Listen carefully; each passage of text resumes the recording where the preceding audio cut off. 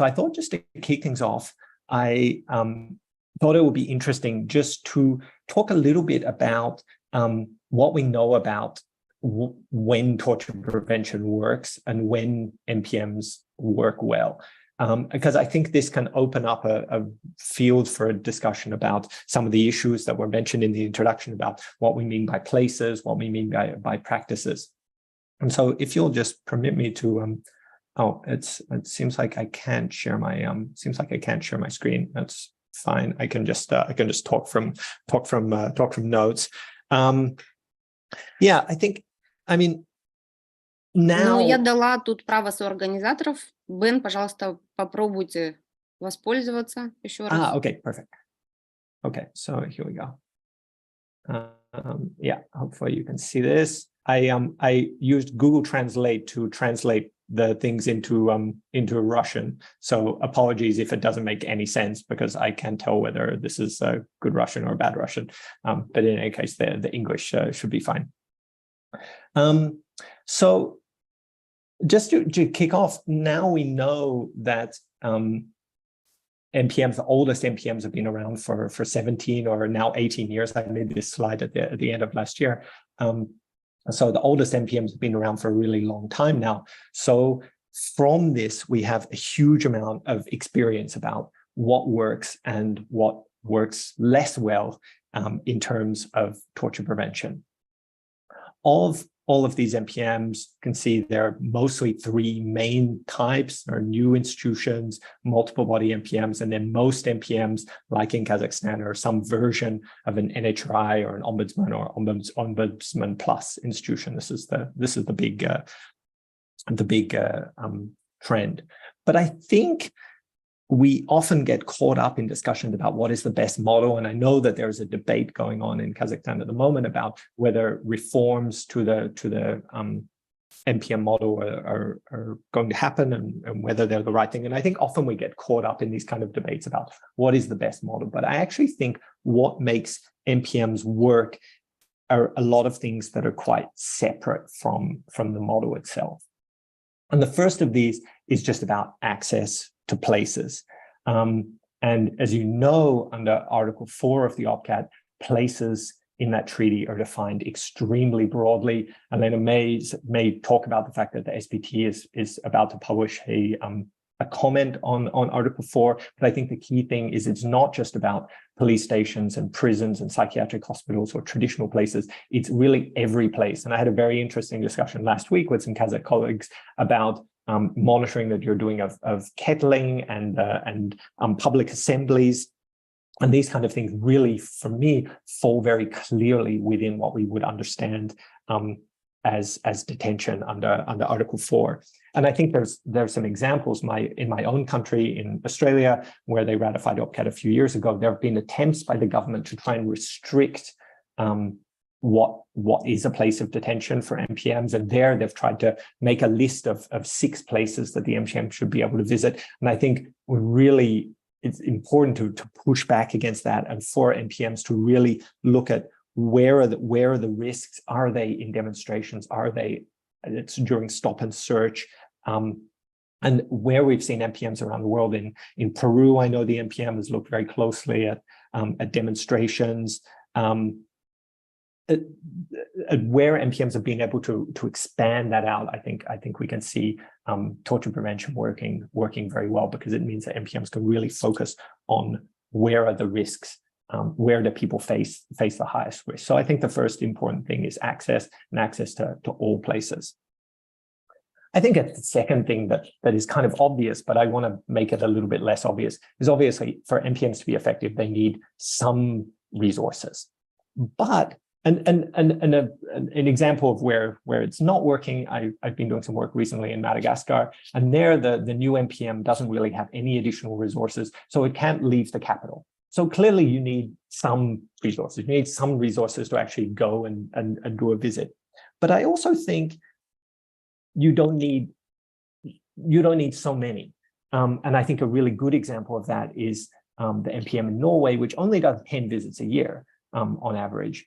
So it really doesn't do that many visits, but where it is visiting are places where it sees that, okay, here is something that we can change. Here is something where there needs to be a change. And here is something where we, as an institution, with our preventive lens, can add value to what is being done already by other existing oversight and existing monitoring bodies. We can go and we can do something different and we can change something. So I think this resource question, if you talk to any MPMs around the world, they always say, yes, we need more resources. And it's true that you need some, but also to just be strategic with the resources that you have. It doesn't have to be so much.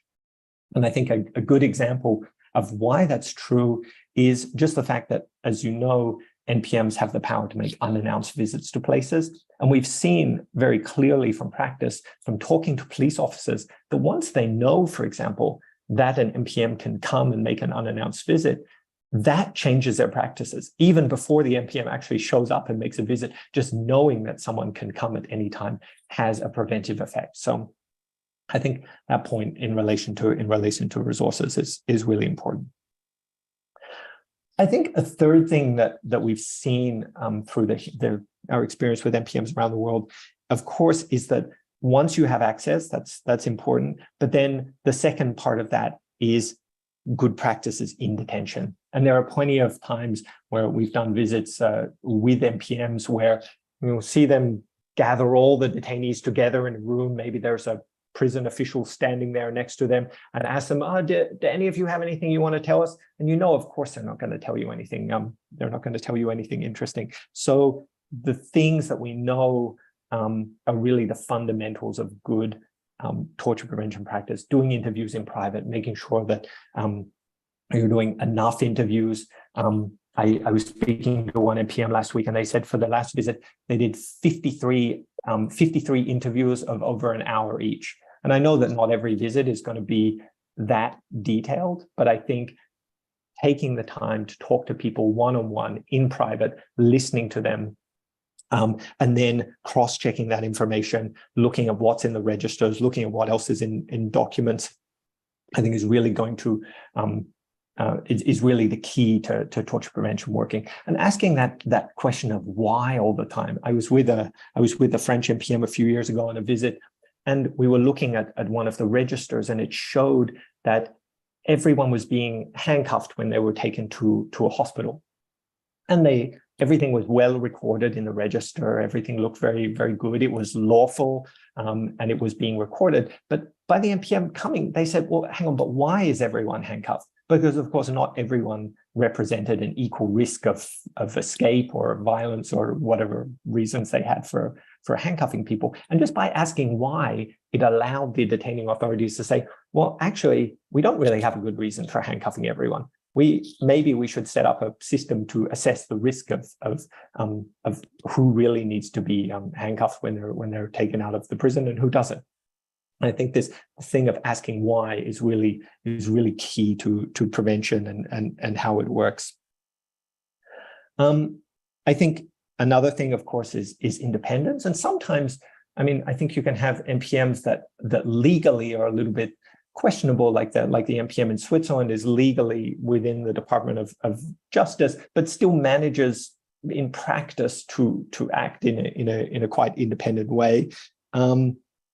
But having independence, whether it's, I mean, ideally it's through a very strong law, and then it's through practice, of course, then allows torture prevention to happen without fear that your budget is going to be cut the next year. And I think a good example is in Armenia, where the NPM actually has in its law that its budget for 1 year can never be less than the budget from the year before.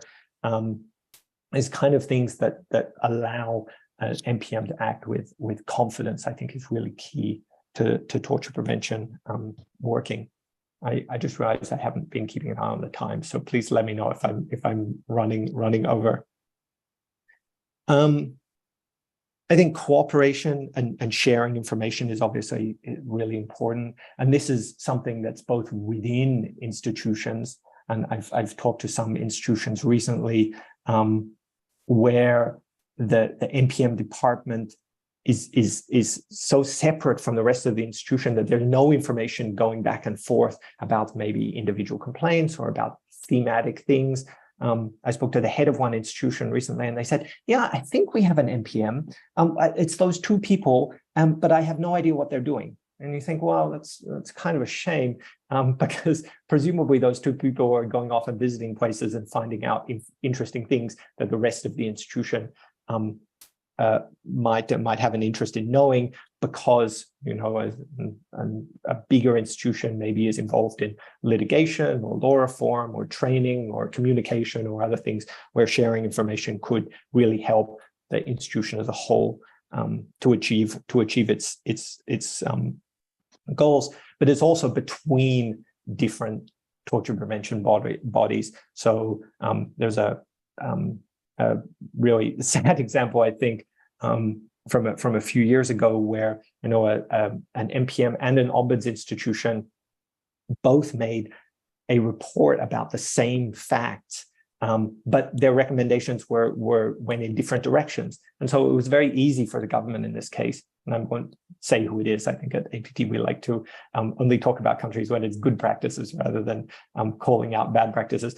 It was very easy in that case for the government to say, oh, well, we're not going to do anything because, look, even these oversight bodies disagree. So coordination and sharing information within institutions and beyond institutions, I think is really, really key for torture prevention to work. Of course, follow-up and dialogue is absolutely key. And I think in terms of dialogue, a good example, I just call them out for not having a very independent law, but there's a good example from the NPM of Switzerland, where they visited all of the juvenile detention places in the country. And then before publishing their report, they convened a closed-door meeting of the heads of those institutions to say, look, these are the recommendations we are going to publish. What do you think about them? And through that discussion, they were actually able to improve some of their recommendations because the heads of institutions had some good ideas. But it also meant that once the report was published, the heads of those institutions, they weren't surprised, they knew what was coming, and they were ready to put those recommendations in practice. And when we talk about follow-up, I think I was reading recently the report of this mental health commission in the United Kingdom, which about 10 years ago did this big thematic study on mental health in detention.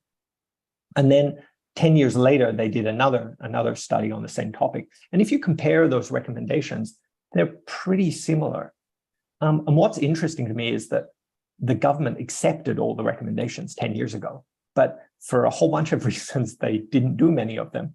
And one of the reasons is just that there was a lack of, because there were so many recommendations, it was difficult for the NPM to be able to really follow up and put pressure on the government about, what have you done? Have you done this? Have you done that yet? Have you done this yet? Have you done that yet? And so after 10 years, not a huge amount happened. And I think thinking as an NPM about, okay, this is what we want to change. This is how we're going to change it. And then keeping the pressure on the government to change those one or two things, I think is really key to NPMs working. I think another thing that we see is essential to NPMs working well is having good people, having the right people. And that means, of course, not just lawyers. That means people with a range of backgrounds. And again, to use a Scottish example, I think the Care Quality Commission there includes what they call experts by experience, who are former people who are formerly held in psychiatric institutions as part of their visiting teams. And I think that is a super interesting example of how torture prevention is not just about what's in the law, what's in the procedures, but about understanding holistically what's in the place. And to do that, you need a good team. And then, of course, keeping that team together. And we've seen some really sad examples over the years of NPMs where we work very closely with them. You have people who get a huge amount of knowledge and understanding, and then for different reasons, everyone leaves, and then you have to start again at the beginning. And so I think torture prevention, for it to be successful, really needs to have a strategy for keeping a team together and making sure that knowledge doesn't disappear. And then I think a last point is just having a plan for what you want to change. And I think it's, I was saying that there's a few NPMs that are now more than 10 years old. And so I occasionally get invited to conferences where they talk about what they achieved over 10 years. And sometimes those discussions just begin with, well, we did 100 visits. And you say, well, that's great, but like, what did you change? And I think torture prevention has to be about change. It has to be about identifying problems, whether they reach the threshold of torture or whether they're just violations of simple human dignity, analyzing why are those things happening, and then coming up with a strategy for how to change those.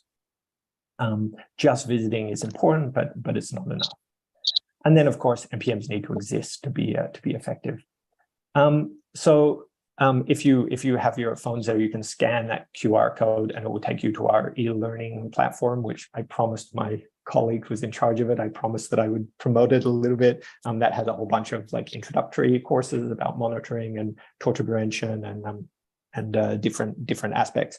But I hope that was a good kickoff for the discussion. And I'll stop sharing my screen now. And then, yeah, really interested to hear the different questions and to hear what Elena has to say as well. So thanks a lot. Спасибо большое. Элина, вам слово. Напомню, Элина, она действующий член Подкомитета по предупреждению пыток ООН. Пожалуйста.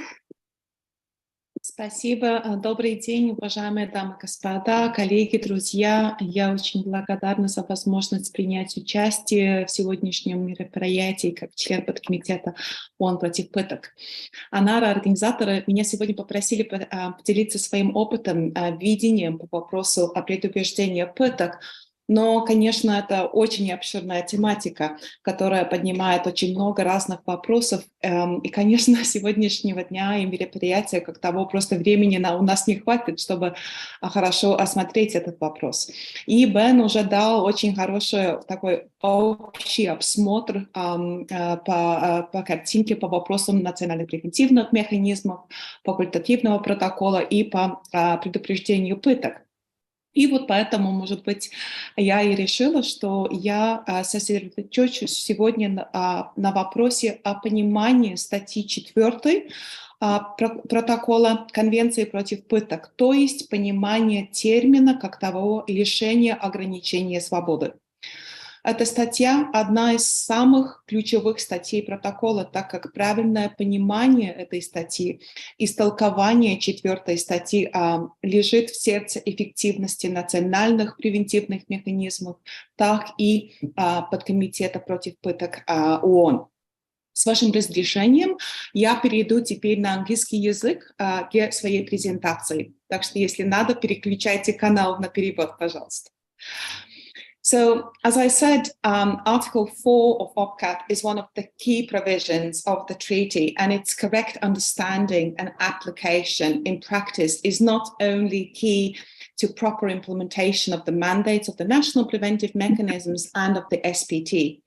It is also absolutely key to the ultimate aim of OPCAT, and that is the prevention of torture and ill treatment, as this provision sets out akin to kind of a loose definition as to what deprivation of liberty means. And let us not forget that both the NPMs and the SPT have the mandate to visit all places of deprivation of liberty. Therefore, the meaning of the term deprivation of liberty is essential to determine in turn the scope of these preventive visits. And what we see from the state practice around the world over the 20 years of OPCAT's operation is that this is not necessarily such a straightforward question. Ben already alluded to, and I completely agree, it is already widely accepted that the term deprivation of liberty does not apply exclusively to criminal justice facilities such as prisons, temporary isolation facilities, CISO, pretrial juvenile justice facilities. It is also generally now accepted that deprivation of liberty can and does take place in other contexts, not just criminal justice, but also contexts of various administrative regimes, such as detention in the context of migration, for example, or indeed health and social care, such as confinement to psychiatric hospitals, drug dependency treatment centers and/or rehabilitation centers, social care homes for children and elderly, like pensionаты, дома для престарелых. This is clearly also evident from the practice of the SPT, which has, through its country visits over the years, led by example by visiting these wide variety, different types of places of deprivation of liberty. However, what we also see from the ground, from the practice of the NPMs, that the matter, that's this question, is far from settled. The challenges over the understanding and proper implementation of Article 4 remain, and the term deprivation of liberty remains a challenge in many jurisdictions. And it is particularly challenging when we enter the sort of domain of privately run facilities, be these in criminal justice contexts, such as private prisons and private detention facilities, or indeed private social and medical care facilities. While the SPT has always been consistent, these are places of deprivation of liberty, and indeed this approach is supported by other UN bodies, such as the Human Rights Committee and the Working Group on Arbitrary Detention. The NPMs on the ground report particular challenges whereas they face obstacles to accessing certain types of facilities. So what do we see some countries have done in order to facilitate this better, perhaps, understanding of Article 4? Let me take you an example of your neighboring Kyrgyzstan. So when implementing the provisions of OPCAT into its domestic legislation and setting up the national preventive mechanism in Kyrgyzstan, the Национальный центр Кыргызской Республики по предупреждению, пыток. So in 2012, when the law on Kyrgyz NPM was adopted, it contained two key provisions: that the mandate of the Kyrgyz NPM is to extend to both places of deprivation of liberty, места лишения свободы, and places where individuals' liberty is limited, места ограничения свободы. While these two terms might appear very similar in English language, in Russian they are not. And the subtle difference is even more significant if we remember the context of the post-Soviet legal system. And this was particularly important and meticulously worked out during this NPM legislation in Kyrgyzstan. Other countries, initially opting not to articulate perhaps a very extensive definition of deprivation of liberty in the national legislation, have found the need to revisit this subsequently. An example here is Armenia. I'm also going to Armenia then. Which amended its constitutional law provisions on the human rights defender in 2017.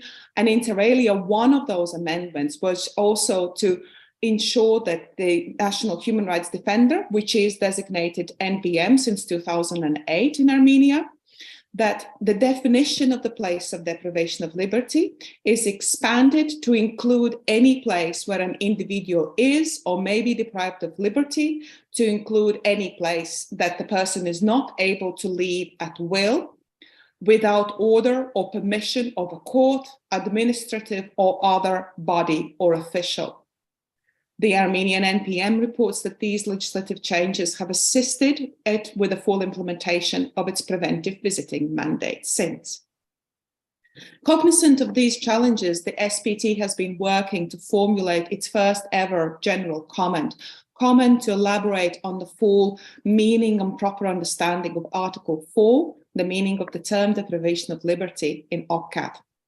As the learned audience will know very well, this draft general comment is currently undergoing a public consultation process with the written submission round having just concluded. We are now working our way through quite a large number of submissions, I must say, and considering the best ways of reflecting the very richness of the views and submissions that we have received.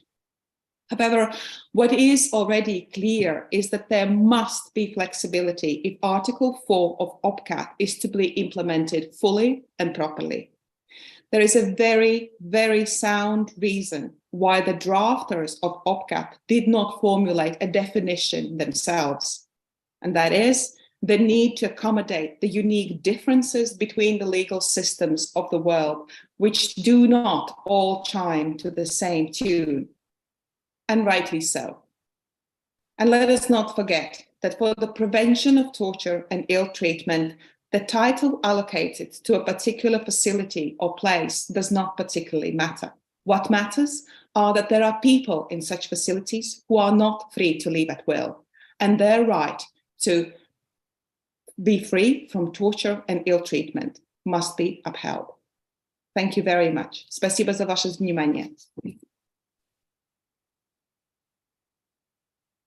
Благодарю вас, Бен, Элина, и предлагаю, здесь в основном участники, правозащитники, адвокаты или гражданские активисты, есть тоже граждане, я вижу. Первоначально подключался еще представитель Национального центра по правам человека, но они сегодня проводят обучение, тренинг для НПМ, это первый за последний, ну не знаю, наверное, полгода точно. И новый состав НПМ тоже вот обучается офлайн в Астане. Я предлагаю участникам задать вопросы, либо сказать свои комментарии, но пользуясь тем, что здесь, по сути, у нас не так много времени, наверное, минут 20-30 на обсуждение, то предлагаю вам активно участвовать. Жаслан, пожалуйста, да? Жаслан Сулейменов. Добрый день. Меня зовут Сулейменов Жаслан. Я являюсь инвалидом первой группы, бессрочно. Комитетом по правам человека ООН я был признан жертвой пыток, так как меня изначально, как я считаю, посадили по сфабрикованному уголовному делу, а затем и в течение 8 лет издевались, унижали, избивали, лишали сна, необходимой медицинской помощи, необходимых условий и так далее. И вот у меня, соответственно, вопрос к спикерам. Как другие НПМ, то есть другие не в Казахстане, доводят дела до суда по пыткам, и как они борются с тем давлением, которое вот у нас в Казахстане зачастую представители учреждений пытаются оказывать на НПМ, то есть там, чтобы жалобы не выходили, там, чтобы не показать самого человека, жертву пыток и так далее. Спасибо.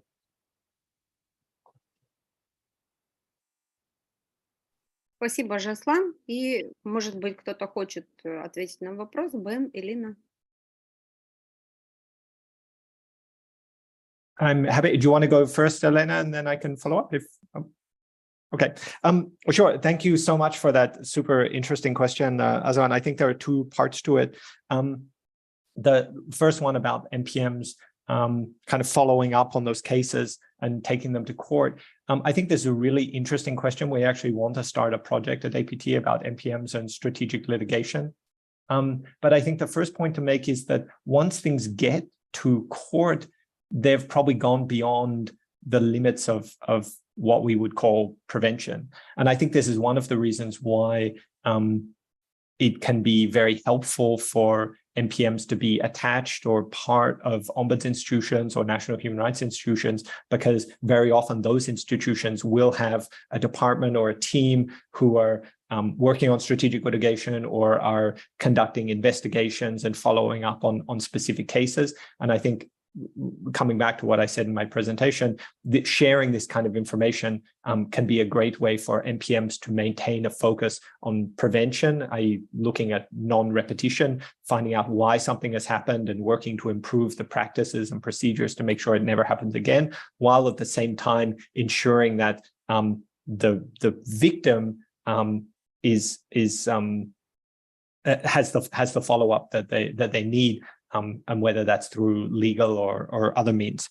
So that would be the first point. And then the second point about resisting pressure. Of course, I think this is very, very difficult, and we've seen many examples around the world of reprisals directly against national preventive mechanisms. And I think part of it is to ensure that the law is strong, to ensure that NPMs globally speak together with one voice to defend each other, and that also the SPT and the APT and others in the torture prevention community speak out against attempts to put pressure on NPMs. Something that we've done with good and not so good results in the past. when the Afghan NPM was destroyed by the Taliban, there was a global statement from NPMs around the world, which of course had no effect. But I think this is a kind of an example of how NPMs can speak together to support each other. But beyond the law, beyond national and international actors supporting each other, I think there's also part of prevention, I think, is dialogue, as I mentioned. And that is really about helping the authorities also to understand that torture prevention is in their interest too, that good prison conditions, that humane treatment of detainees, that interrogations that follow the Mendes principles on investigative interviews, they help the authorities to be more professional, to do a better job, to be more effective. And I think one part of dialogue is helping them to understand that it's not, the NPM isn't always there to tell them, no, you're terrible and you've done things badly, but to help them to lift the whole system, which is in everyone's interest. Sorry, I went on a little bit there, but Elena, do you want to talk about those topics too? Thank you very much. I mean, I agree with Ben. I mean, to begin with, let us not forget that the whole idea of OPCAT and national preventive mechanism is the aspect of prevention. So in many respects, if something has already happened, as was in your case, Aslan, in many respects, it's already gone perhaps that step further. However, there is very important role that I still think that the national preventive mechanism has to play in this situation. And that is ensuring that these complaints system, that the court procedures actually work to provide the redress to the individual victims of torture and ill treatment. This is a very, very important aspect where the NPM almost acts as a kind of a balance checker. Is the court proceedings fair? Is the court acting in a manner consistent with Article 14 of the ICCPR? Is the right to defense respected? You know, are the evidence admitted in the proper manner? Is the evidence recorded in the proper manner? Going back to Istanbul Protocol, for example. All of these elements have very important, again, reflection to the prevention of torture. The other element, and I'm very pleased to hear of APT's plan on strategic litigation, and I would be very keen to find out a bit more, if I may, at some point in time then, but that's another conversation. Because the elements of strategic litigation and what it means in advancing torture prevention and bringing about fundamental legislative changes, which sometimes, unfortunately, can only be brought about when things come head to head through the court proceedings. And I think it's a very important and very significant point for each NPM to reflect as to how any particular strategic litigation can advance the preventive mandate. The final point, Ben already mentioned the point of reprisals. I only would like to add also that within the SPT, there is a designated SPT member. Currently, my esteemed colleague from Poland, Jakub Zeptek, who is designated a rapporteur of the SPT on reprisals. Letting SPT know as well of any inappropriate intimidation, reprisals, pressure on the NPM, which has negative effects on the ability of the NPM to fully effectively implement its mandate, of course, is breach of OPCAT, because OPCAT presumes and requires that the SPT and NPMs are able to work freely. And therefore also perhaps using that recourse of reporting these instances, letting the SPT know as many times as you may need to, is a very important tool that I would also like to invite you to consider. Thank you. Большое, да, нам, конечно, хотелось бы, чтобы НПМ были более независимыми. И то, о чем вы сказали, это процедуры и хорошо выстроенная эффективная система подачи жалоб, это тоже очень много значит. И когда мы говорим о о качестве работы НПМ, то, конечно, сами НПМ, они заинтересованы, они ждут всегда от представителей власти этих учреждений, которые посещают, конкретных мер.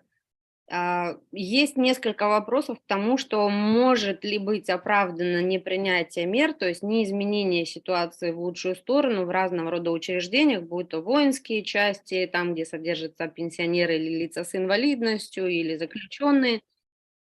Может ли быть оправдано неизменение ситуации отсутствием финансовых средств? Это короткий вопрос, прежде чем здесь руку поднял Калтай Олег Паров. Ну, коротко можно ответить, и дальше перейдем вот к Калтаю, да?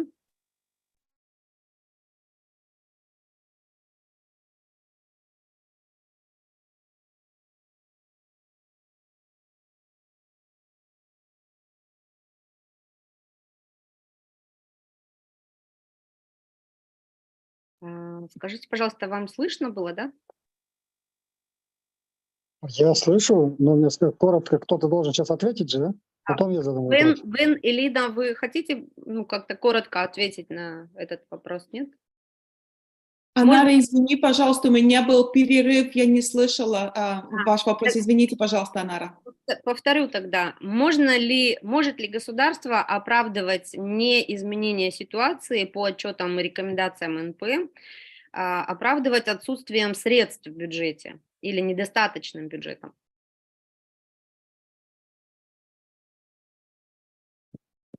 Maybe, может быть, я тогда начну сперва. Мы поменяемся с ролями с Беном. In general terms, of course, it is the excuse, shall we say, of lack of budgetary resources is probably the most common excuse that any government of the world will present in order to somehow justify and present reasons as to why these sets of recommendations are not being implemented. What we do see, however, from international bodies is that most usually the international bodies will turn around and say, right, you don't have money, but what else have you done?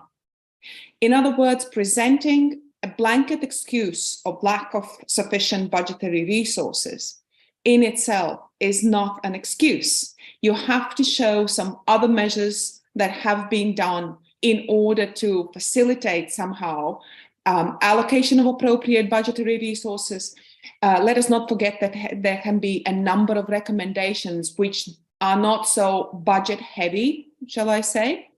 What have you done in relation to these resources? It is also about showing goodwill and effort from the position of the government to somehow strategize around these recommendations and saying, okay, we might not have a budget to, I don't know, renovate a prison facility, but we have had enough money, for example, to provide training to these prison officers, just to give an example.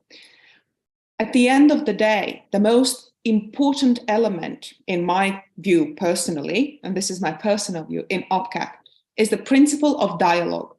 The principle of dialogue between the government and the national preventive mechanism. And for that dialogue to work, it has to be based on good faith from both sides in trying to find, okay, we have a problem, how do we solve this problem? Yes, there could be budgetary restrictions, but there are other ways, perhaps, how this situation can be addressed. So what have you done about it? What can be done about it? To simply state we don't have enough money without taking any other steps, I'm sorry, that's not good enough. Thanks. If I can just add, I mean, as always, I agree completely with what was just said. I would just add, I think, a good example from my recent experience. We did a project in Togo funded by the OPCAT Special Fund on reducing overuse of pretrial detention. And I think this is a really great example of how this finance and budget excuse can work and not work, because there, prison overcrowding is a huge problem. These prisons built, many of them built in colonial times for a small number of people, have 200 or 300 or 400% more detainees than they were built for. And I think as an MPM, you could say, well, one possibility is that we recommend that the government build a new prison. And of course, the government is going to say, well, no, we don't have any money for that. And so nothing is going to happen for 10 years. But you can also say, well, why are these prisons overcrowded? And in that case, the reason that they're overcrowded is that pretrial detention is hugely overused, including for petty and non-violent crimes. And then to understand as the MPM, why is it being overused? And in that case, it's often judges systematically putting people in pretrial detention, regardless of the individual circumstances of their case. And I think as an MPM, digging into something, you can find a root cause that actually doesn't cost anything to change, and in fact saves the government money because there's less people in detention, there's more people out working and paying taxes, and that actually solves the problem in a way that addresses the fundamentals in a way that building a new prison in that case wouldn't have. So I think the budget issue, I fully agree with what Elena said about it shouldn't be an excuse. But I think as an MPM, often by thinking creatively and digging into issues, you can find ways to make recommendations that solve problems that don't end up having to be hugely expensive. Thanks. Спасибо большое. Калтай Калиакбаров, вам, пожалуйста, слово. Добрый день. У нас возникает сейчас такая проблема. К лицам, которые находятся под домашним арестом, применяются электронные средства слежения и контроля. А проблема в том, что у некоторых оказывается аллергический контактный дерматит. И вследствие этого там у них раздражение на коже, и заключение врачей получаем, но снять этот браслет затруднительно, так как органы предварительного следствия просят пройти аллергические тесты. А аллергические тесты у нас делаются только с осени до весны, то есть осенний, зимний, весенний период. И, как я понял, НПА только отслеживает лиц, в отношениях которых там применяются жестокие меры, там пытки, которые находятся в закрытых учреждениях. Будут ли вообще практиковаться к лицам, посещение лиц, которые находятся под домашним арестом и тоже испытывают такое, я скажу, может сильно будет сказано, но жестокое обращение? Спасибо большое. Да, очень интересный вопрос. Давайте тоже попробуем коротко ответить, потому что я так полагаю, что у адвокатов, у коллег здесь очень много вопросов.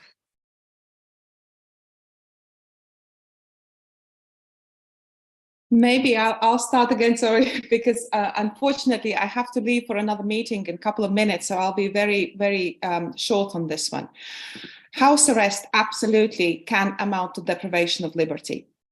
And this is why the definition in Article 4 is so wonderfully loose, because it doesn't actually require that the person is necessarily in a facility. It is rather the fact of lacking the normal freedoms that we experience. I mean, in my practice on the working group in arbitrary detention, we certainly, in individual cases, we always looked at the particular restrictions that were imposed as part of the house arrest in order to determine whether that individual has been deprived of liberty or not. In general terms, wearing an electronic bracelet can amount to deprivation of liberty. And what you, Kaltai, the example that you were giving, in my view, is a prime example where the NPM could engage in a very good preventive work in questioning the practice surrounding the imposition of electronic bracelets, and how these, that for example, the allergy tests that you mentioned that can only be done during certain seasons of the year, how this could be corrected so as to ensure that individuals who are subjected to electronic bracelets are not by de facto, by the same time, subjected to inhuman treatment, or at least a treatment which is hazardous to their health. On this note, I'm very, very sorry, dear colleagues. Уважаемая Анара, спасибо вам большое за приглашение. Я очень извиняюсь, я должна вас оставить. И я очень надеюсь на будущие встречи в скором. Спасибо всем коллегам. Извините, до свидания. Спасибо большое, Элина, очень интересные ответы, и мы вас просим подключаться где-то один раз в 2 недели. Мы планируем теперь на периодической основе проводить такие обсуждения таких актуальных вопросов, потому что, например, то, что сегодня вот Калтай задал, да, эти вопросы ранее не поднимались. Я как эксперт вот в сфере именно правонарушения в виде пыток в уголовном праве могу заверить в этом. И, конечно, очень важно будет услышать именно вашу экспертную оценку, потому что минимальные международные гарантии, как ООН в своих документах закрепляет и в решениях, а также в докладах, нам было бы очень полезно узнать из первых уст, потому что вы эксперт этого подкомитета по предупреждению пыток, являясь действующим членом. И еще тоже на будущее мы хотели бы попросить вас ответить на такой вопрос. Я знаю, что члены подкомитета во 2-й раз посещали Казахстан буквально недавно. Может быть, очень коротко, до того момента, пока вы удалитесь, буквально там полминутки, вы нас проинформируете, где можно найти, он публичный, этот доклад подкомитета или нет, потому что когда первый раз подкомитет приезжал в Казахстан несколько лет назад, нам, к сожалению, никто ничего не дал, мы так и не поняли, что за рекомендации вообще дали подкомитет Казахстану. Поэтому сравнивать те, какие рекомендации дали и какие сейчас, мы, к сожалению, не можем. Будьте добры, пожалуйста. Конечно, Анара, спасибо. Я перейду на английский, потому что так мне легче высказываться. Извините, пожалуйста, я между двумя языками. In accordance with the stipulations of OPCAT, when SPT visits a country, it prepares a report. That report is initially confidential to the state, and this is what's written in the text of OPCAT. And therefore, for example, when you have a special procedure visiting a country, you will have preliminary findings straight away at the end of the visit. You will not have anything like that with the SPT. You will only have a relatively short press statement, but that's it. So when it comes down to specific country visit to Kazakhstan, which you rightly said was just about a month ago now, at the moment, the work has started on the fully fledged report. That report will be presented in accordance with the stipulations of OPCAT to the state party, to the government of Kazakhstan, and there will be a separate report to the National Preventive Mechanism of Kazakhstan. Both of these bodies, the government and the National Preventive Mechanism, will be invited to present, to make these reports public. But there is no compulsion mechanism in the text of OPCAT unless in a very, very extreme circumstances, but we'll leave those to one side. But there is no way of sort of forcing the government's hand to publish the report. What is possible for the civil society to ask the government, to ask the National Preventive Mechanism, and for the National Preventive Mechanism to ask the government and encourage the government to publish these reports. But that's the mechanism, and I suppose the whole idea behind it within the text of OPCAT is to facilitate that dialogue between the SPT and the government in order to bring about change. Благодарим вас, Элина, и надеемся, что каждые 2 недели вы будете уделять нам хоть немножко времени, будем согласовывать даты, ну и потому что очень много вопросов, и очень трудно уместить это все в одну встречу или даже в 2, поэтому будем рады вас видеть, и огромное спасибо вам за ваш волонтерский вклад, потому что быть членом подкомитета ООН – это тоже волонтерство, и мы знаем, что вы не получаете ни копейки. Спасибо еще раз, удачи вам. Спасибо вам, Анара. Спасибо, я буду рада, приглашайте. Да. Постараюсь. И до свидания всем. Bye, Бен. И теперь будем из Бена выжимать все соки. Бен, пожалуйста, если вы помните, значит, предыдущий вопрос, то хотелось бы тоже, возможно, у вас есть мнение. Если нет, тогда мы можем перейти к другому вопросу.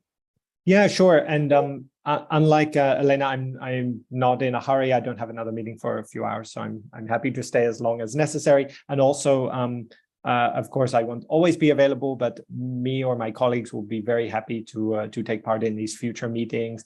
I was thinking in advance of this meeting that it would be very interesting, for example, to invite my colleagues who's in charge of our work on the Mendes principles on investigative interviewing and safeguards in the first hours of police custody. Maybe she could be an interesting speaker in a future meeting to present those principles and how NPMs and CSOs and others can work to implement them, if you think that would be interesting. But to come back to the question on electronic surveillance and house arrest, I think, as Elena said, of course, it does fall under Article 4. I fully agree with her there. I think, but then when it comes to the practicality of how NPMs can visit private houses in accordance with privacy laws and others, I think then it practically can become very difficult. And so I think where NPMs can maybe have the most impact there in the light of these challenges is to look, as I think she alluded to look at, well, what are the rules and regulations around these bracelets? How are those rules and regulations implemented in practice, and to look at it at a slightly more macro level to make sure that there is a proper legal framework and that the legal framework is being implemented in accordance with human rights norms. There's also, we find a similar problem where, you know, that the moment of arrest, stop and search, for example, in a street, that's deprivation of liberty, but for an NPM, it's difficult to monitor that. So you can often monitor things after the fact. So, and also we find this with police custody, that very often as NPMs will go to a police station, maybe there's no one there, or the people who are there, they're too scared to talk to the NPM. So you can monitor these issues by going to a prison and asking everyone who just arrived, what was your experience in police custody, or what was your experience when you were arrested?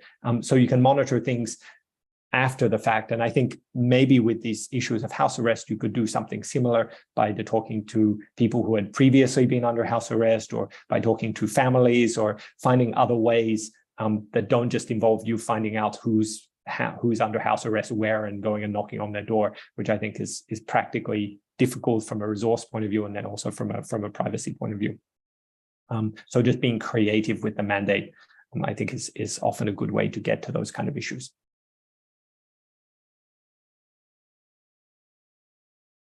Спасибо большое. Мы сегодня переводчика, нашего друга Жанну Стемирову, попросили переводить 1 час, и у нее есть еще 15 минут, поэтому давайте будем, коллеги, рассчитывать с этим условием. Да? Значит, Булат поднял руку. Булат Дусбеков, адвокат из Шымкента. Пожалуйста.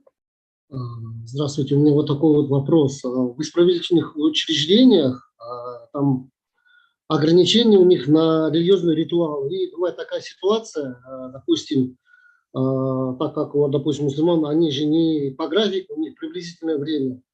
И получается так, что у человека, значит, пришло время ритуальной молитвы, он совершил во время тихого часа, и ему дают, значит, отказ от поощрения, дают взыскание. В счет этого ему, значит, это идет минус на выход условно-досрочного освобождения. То есть вопрос, является ли это как бы пытком, либо что это. И второй вопрос у меня, как доказать психологическое давление, вот, даже по Стамбульскому протоколу. Спасибо.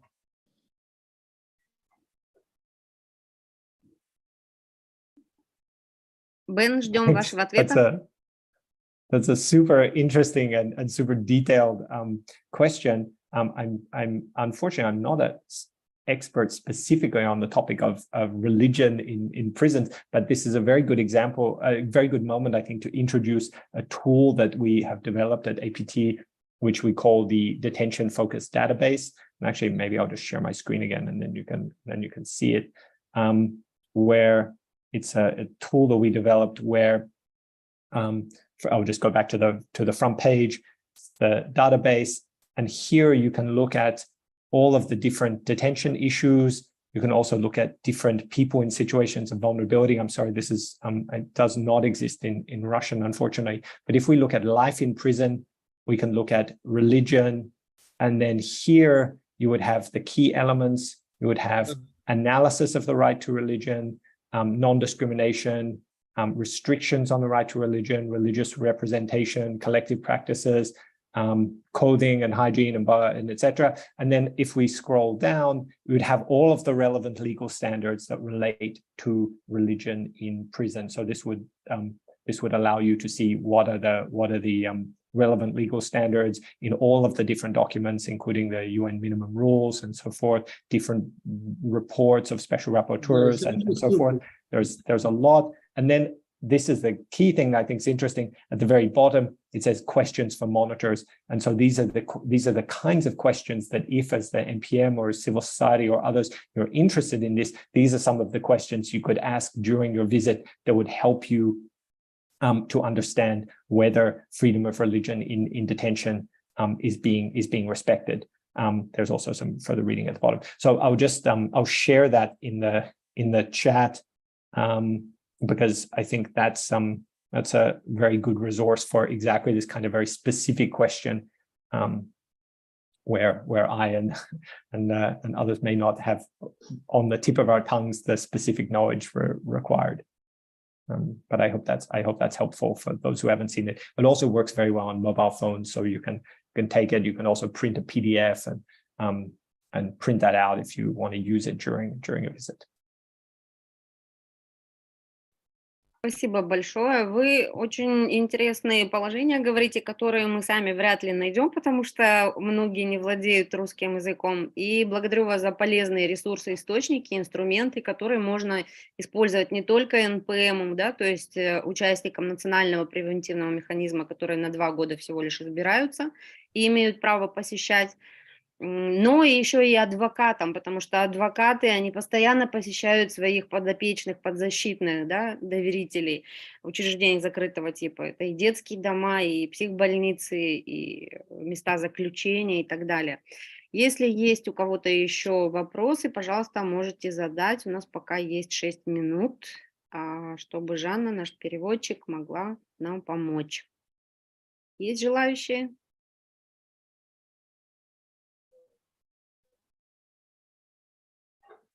Так, а вот там была еще часть, то, что касается Стамбульского протокола, да? Вы тоже покрыли ее? Да, еще этот вопрос.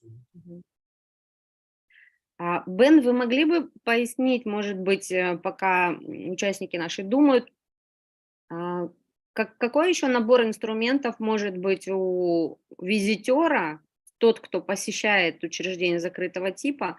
Например, допустим, мы имеем в виду дело с периодом этапирования, когда человека задержали на улице и доставили в полицию, либо из одного учреждения, например, из изолятора временного содержания переводят в следственный изолятор, либо из одной воинской части перевозят военнослужащего там на гауптвахту в совершенно другой области. Вот в этот период этапирования что обычно важно предусмотреть, на что обращать внимание тем, кто... Потому что это те места, например, в Казахстане НПМ период этапирования не охватывает. Также на НПМ в Казахстане не распространяется мандат посещения воинских частей. А мы знаем, что военнослужащие в армии, они тоже подвергаются разного рода случаям, в которых риски имеются быть подвергнуты жестокому обращению и так далее. В каких странах, может быть, есть и какие инструменты полезные, на что обращать внимание, чем пользоваться? Yeah, that's again a super interesting question. Just quickly on the Istanbul Protocol, it's IRCT, the Rehabilitation Council for Victims of Torture, that is the key body working on the Istanbul Protocol. And if you're interested, I'd be very happy to put you in touch with them. Maybe you could invite them to speak at one of these events to talk really in more detail about the Istanbul Protocol, because it's about investigating what has happened after an act of torture has occurred. It's not within our mandate where we were talking specifically about torture prevention, which is about what happens before something happens. So that's how we divide up the mandates, but I can definitely put you in touch with them if it's interesting. Just on the issue of transfers, I think this is a great question because, of course, it falls within the definition of deprivation of liberty, but it's very difficult to monitor that. It's hard to be in a police car or in a police van or in an airplane. But there are ways that NPMs can monitor these. And I think the most important way is to go to prisons or police stations or other areas and ask people about their experiences during those transfers. Even if you can't be there yourself, I mean, you can go and look at the cars and the vans and make sure that they have appropriate seats and seat belts and whatever else. But I think the key thing is to ask people, well, what was it like when you were transferred? What were the conditions? How were you treated? How long did it take? All of the things that you might want to ask to ensure that those transfers happen in accordance with human rights. I think that's the key way. There are lots of NPMs who have done this kind of monitoring.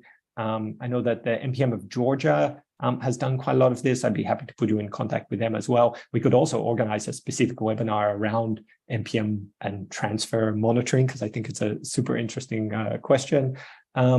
Regarding military monitoring, I think there's two issues. One is about the military court system and military brigs. And there, many NPMs have monitored those places. In South Africa, for example, there's a specific NPM body that just does monitoring of that. But then there's the issue of conscripts, and some NPMs have interpreted conscription as a form of deprivation of liberty. And I know the NPM of Serbia has done some monitoring just of conscripts and the condition of conscripts. So I think these are super interesting topics, both military justice and the issue of conscripts. And again, I think this is a great example of where, as part of a global community of NPMs, you can share experiences among yourselves. And at APT, we're always happy to connect you with other NPMs so that you can share experiences on these different topics among yourselves. Sometimes I think this is how we can be most useful, to connect the NPMs with each other on different topics. I hope that was useful. По поводу военных, вот такой вот вопрос. В армии вот есть такое вот наказание. То есть, допустим, бывает, солдат самовольно отлучился, сбежал с армии. За это наказывают всю воинскую часть, то есть ограничивают, то есть у того, кто должно быть увольнительное, вот, чтобы выйти вот так вот, встреча с родственником, это все отменяется как наказание. Вот что по этому поводу скажете?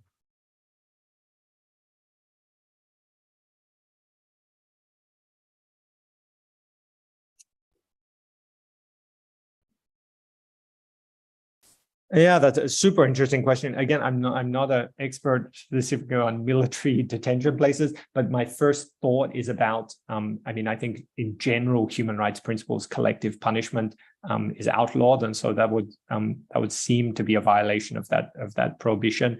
I think there's also, at least I think military legislation is often different, but in a normal prison environment, I think we'd have huge concerns if fundamental safeguards such as access to family were restricted as a punishment. I think generally that's something that we'd not want to see, but it's difficult to, without knowing what the exact military legislation is there, to know whether that's something that is allowed or not. But it's certainly something as an NPM you could look at and make recommendations. I can try and see if other NPMs have looked at that specific issue and get back to you on it. It's a super interesting question, but yeah, not again something that I can shed a huge amount of light on. But, thanks a lot for raising it. Уважаемые участники, дорогой Бен, спасибо большое за сегодняшнюю встречу, за обсуждение. Ну и, конечно же, это было больше не обсуждение, а, наверное, ответы и вопросы. Но так или иначе, мы будем очень рады совместно с вами с Ассоциацией по предупреждению пыток проводить вот эти наши часовые, полуторачасовые встречи 2 раза в месяц, и надеемся, что к концу месяца нам удастся вновь с вами встретиться и с Элиной, потому что очень много вопросов, и когда из первых рук, грубо говоря, получаешь информацию, это очень помогает в практике. Отмечу, что актуальность таких встреч, она обозначена прежде всего, конечно же, новым составом правонарушения, который сейчас предусмотрен в части 1 статьи 146 Уголовного кодекса. И называется он «Жестокое, унижающее достоинство обращение». Как его распознать, что на это влияет, каковы условия? То есть это вот все условия, которые вызывают страдания у человека. Это физические или психологические страдания, или психические, но без наличия цели. То есть когда государство не специально, но создает такие условия, но которые уже имеются. И, конечно же, еще одна инициатива, в связи с которой именно, наверное, Ассоциация по предупреждению пыток вовлечена в этот процесс обсуждения сегодняшнего дня, ну, по крайней мере, мы приглашаем как гражданское общество. Повторюсь, мы – это правозащитная организация общественного объединения «Кадыр-Касиет». Это инициатива, которую сейчас, ну, наверное, уже в течение месяца озвучивает Уполномоченный по правам человека или омбудсман в Казахстане. Это принятие нового закона о национальном превентивном механизме. И нам бы хотелось, чтобы при принятии этого закона были учтены все стандарты, минимальные гарантии, которые предусмотрены как для человека, находящегося в местах лишения свободы, так и для участников национального превентивного механизма. Это люди, граждане, которые осуществляют общественный контроль в ходе своих визитов в эти учреждения, места лишения свободы. Я еще раз благодарю всех, Бена, Элину и Жанну, переводчика, а также вас, уважаемые участники. Я в чате здесь закинула ссылочку, вы можете смотреть, подписываться на наш канал в Телеграме и следить за объявлениями тоже в Инстаграме мы dignity.kz. Можно находить заявления, можно находить информацию, объявления в сторис, в постах. Пожалуйста, подписывайтесь, будем рады вашим вопросам. Ну и объявляю сегодняшнюю встречу закрытой. Если Бен хочет пару слов сказать, тоже, пожалуйста. И Жанне спасибо еще раз.